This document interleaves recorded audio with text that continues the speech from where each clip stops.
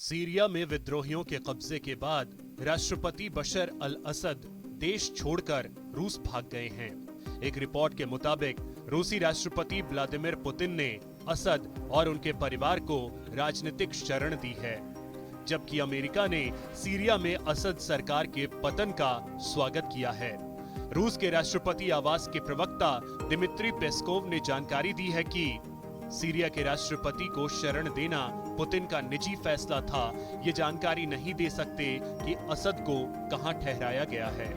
दूसरी तरफ असद सरकार के सहयोगी ईरान ने सीरिया में हुए तख्ता पलट को लेकर हैरानी जताई है। ईरान के विदेश मंत्री अब्बास अरागची ने रविवार को कहा, इस बात से हैरान हूं कि सीरियाई सेना विद्रोहियों को रोक नहीं सकी। यह सब बहुत तेजी से हुआ। अरागची ने यह भी कहा कि सीरिया के राष्ट्रपति असद ने ईरान से कोई मदद नहीं मांगी थी। भारत की सीरिया के हालात पर नजर है। विदेश मंत्रालय ने सोमवार को बयान जारी किया और कहा, हमारी अपील है कि सीरिया की क्षेत्रीय अखंडता और संप्रभुता की रक्षा हो। लोगों के हितों को ध्यान में रखते हुए वहां शांति के लिए राजनीतिक प्रक्रिया आगे बढ़ाई जाए।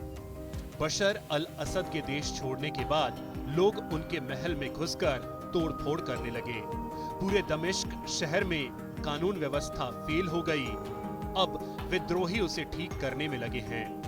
न्यूयॉर्क टाइम्स के मुताबिक विद्रोही गुटों ने अपने लड़ाकों को सरकारी इमारतों के बाहर तैनात किया है। लड़ाके ट्रैफिक व्यवस्था भी संभाल रहे हैं। सीरिया की मौजूदा तस्वीर के बनने की शुरुआत 2011 में हुई। 13 साल पहले अरब स्प्रिंग के दौरान सीरिया में सरकार का विरोध शुरू हुआ, जो खूनी संघर्ष में तब्दील हो गया। विरोध करने वालों का मानना था कि सीरियाई राष्ट्रपति बशर अल असद अल्पसंख्यक अलावी समुदाय के पक्षपाती हैं। दरअसल अलावी से जुड़े लोगों और रिश्तेदारों की सरकार और सरकारी नौकरियों में भरमार थी, जो मेजॉरिटी पॉपुलेशन को नागवार गुजरी। असद ने विरोध करने वालों पर कठोर कार्रवाई की। यहीं से सीरिया में गृह युद्ध की आग भड़की। इस गृह युद्ध में सीरियाई सरकार, कई चरमपंथी गुट समेत अमेरिका, ईरान और रूस जैसे देश भी शामिल थे। इस कारण 5 लाख से ज्यादा सीरियाई लोग मारे गए और लाखों लोग बेघर हो गए।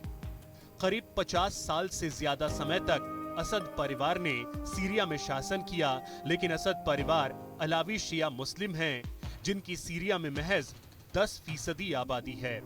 वहीं 70 से 80% आबादी सुन्नी मुस्लिम है।